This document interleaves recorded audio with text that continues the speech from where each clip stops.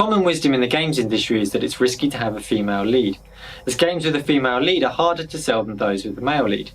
But given that Hellblade is an independent, self-published and self-funded game, we were only concerned with creating a character that's right for our story.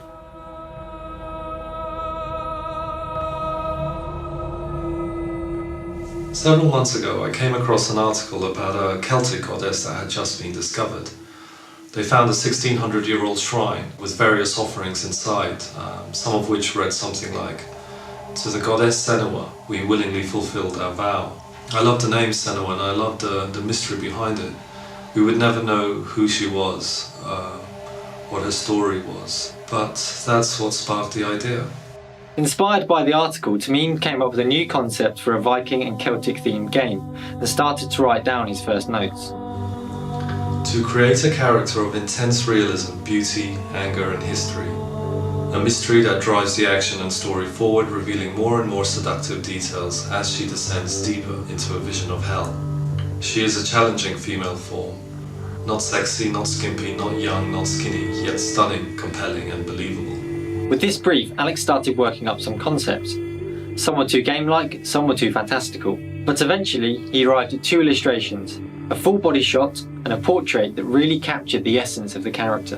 In Celtic culture, women fought alongside men, often leading them into battle. And in northern Britain, a collection of Celts called the Picts, also known as the Painted People, were considered fierce barbarians by the Romans, who built an 80-mile-long wall from coast to coast called Hadrian's Wall just to keep them at bay.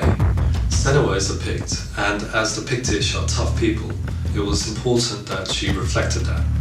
To realise Senua as a tough Celtic barbarian, we got Stu on board to join the team as art director.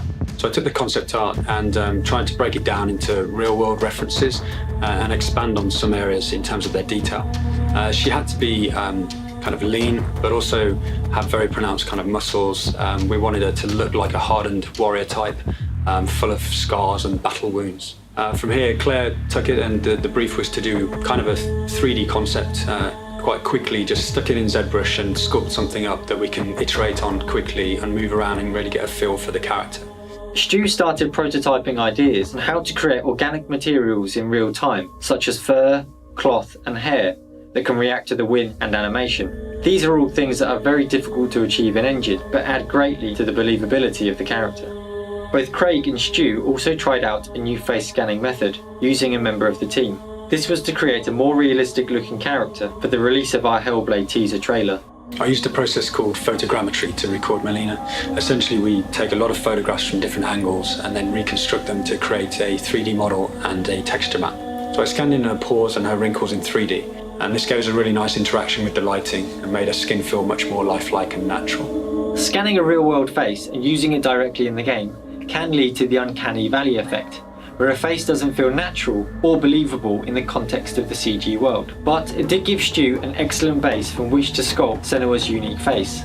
There are a lot of elements that make her feel believable, such as creating a good skin shader, reflections in the eye, so individually modelled eyelashes, sweat, mud, scars, cracks in the makeup and how it interacts with her skin. It's all about telling her story visually. While doing research, I was fascinated by an island of Scotland called Orkney. It's a place of deep, deep mystery, but importantly, it's a place where the Vikings had invaded, and it is thought that they wiped out the native Pictish Celts that lived there. So I imagined Senua, fierce and battle-worn, fighting for survival against what must have seemed like a hellish race of giant Norsemen. It's important to say that Senua's character is work in progress and will evolve throughout the project. Creating a good in-game model for use in the trailer is one thing, but getting her ready for the intense demands of gameplay is another. However, the feedback we've received so far has been encouraging, so that's something we'll take with us moving forward.